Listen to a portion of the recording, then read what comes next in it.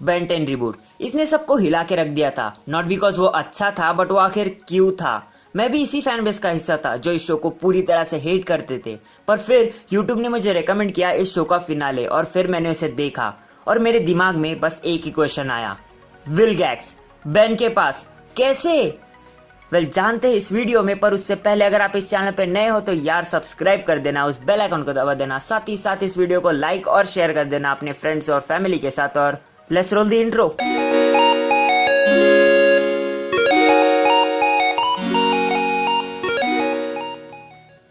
थोड़ी सी रिसर्च, बहुत सारे समय की बर्बादी और ढेर सारे खाने के बाद मुझे पता चला कि बेन मिस्टीरियसली इस एलियन को अनलॉक कर देता है और फिर वो उसका नाम गैक्स रख देता है। और फिर हमें पता चलता है कि गैक्स एक्चुअली विल गैक्स है, जिसका एक हिस्सा उस ओमनिट्रिक्स में कैद था। और मेरे दिमाग का बस एक ही रिएक्शन था,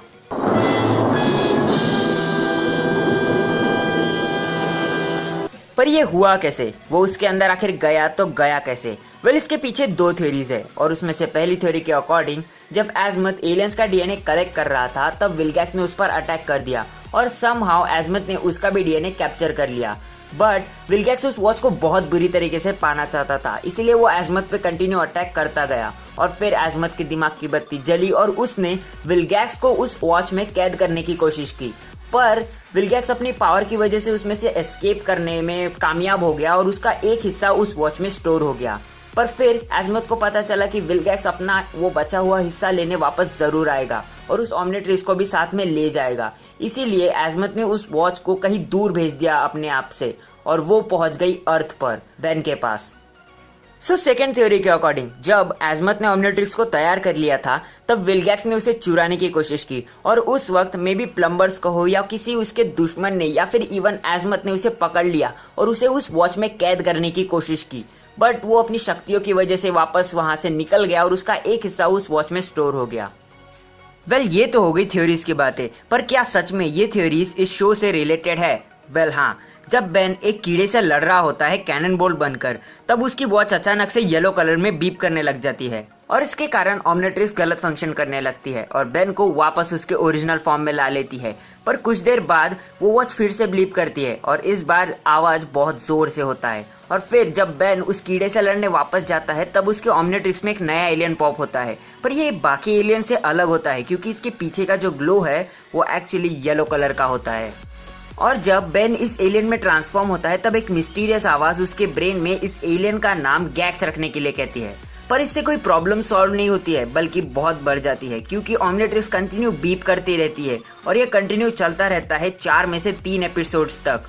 और फिर अंकल मैक्स का दोस्त बिल कहता है कि शायद इसी के कारण, इस वॉच की बीपिंग के कारण ही हमें बाउंटी हंटर ढूंढ पा रहे हैं। और एक अमेजिंग बात कि जब विलगैक्स इस ओमनिट्रिक्स के करीब होता है ना, तब इसका आवाज सबसे ज्यादा होता है। पर ऐसा क्यों? जब विलगैक्स का एक पार्ट उस ओमनिट्रिक्स में कैद था तब वो थोड़ा वीक था और अपनी पावर को वापस पाना चाहता था, पर उसे एग्जैक्टली पता नहीं था कि एजमथ ने उस वॉच को आखिर भेजा कहाँ पे है। इसीलिए वो बहुत सारी गैलेक्सीज और प्लैनेट्स को देख रहा था उस वॉच की तलाश में, पर तब तक देर हो चुकी थी क्योंकि वो वॉच बेन को मिल चुकी थी और जब विलगैक्स को उस ओमनिट्रिक्स का ट्रेस मिला तब तक सीजन 1 का एंड हो रहा था। और जब विलगैक्स उस वॉच से खुद का एक पार्ट ले लेता है तब उस वॉच की बीपिंग बंद हो जाती है। इस बीप का क्या मतलब हुआ? शायद ये किसी तरह का एक वार्निंग मैकेनिज्म है जिसे एजमथ ने इस वॉच में इंस्टॉल किया है बेन या किसी भी ओमनिट्रिक्स होल्डर के लिए, उसे बताने के लिए कि विलगैक्स उसके करीब आ रहा है और जैसे जैसे वो नजदीक आ रहा है बीपिंग साउंड बढ़ता जा रहा है और वो एक्चुअली कौन सा एलियन है जो नजदीक आ रहा है वो दिखाने के लिए ओमनिट्रिक्स ने शायद उस एलियन को भी अनलॉक कर दिया था। अब आते हैं बाउंटी हंटर्स पर। ये जो लोग हैं वो एक्चुअली विलगैक्स से बेन को बचाने आए थे, जिन्हें शायद प्लम्बर या एजमथ ने भेजा था पैसे के बदले। ये रही एक थ्योरी वीडियो कि कैसे गैक्स उस ओमनिट्रिक्स में गया होगा। ये दोनों थ्योरीज अगर आपको पसंद आई है तो लाइक कर देना और अगर आपके पास कोई नई थ्योरीज है तो मुझे कमेंट्स में जरूर बताना। साथ ही साथ इस वीडियो को शेयर कर देना अपने फ्रेंड्स और फैमिली के साथ और उनकी फ्रेंड्स और फैमिली के साथ और उनकी फ्रेंड्स और फैमिली के साथ, मतलब बस शेयर कर देना और सब्सक्राइब कर देना इस चैनल को, बेल आइकन को दबा देना ऐसी ऑसम वीडियोस के लिए। और मैं मिलूंगा आपको ऐसी किसी वीडियो में, तब तक के लिए this is the end I am signing out, bye. Lions roaring in the morning sun, searching for a longer day. People feeling like the light has just come. We must never stop the way.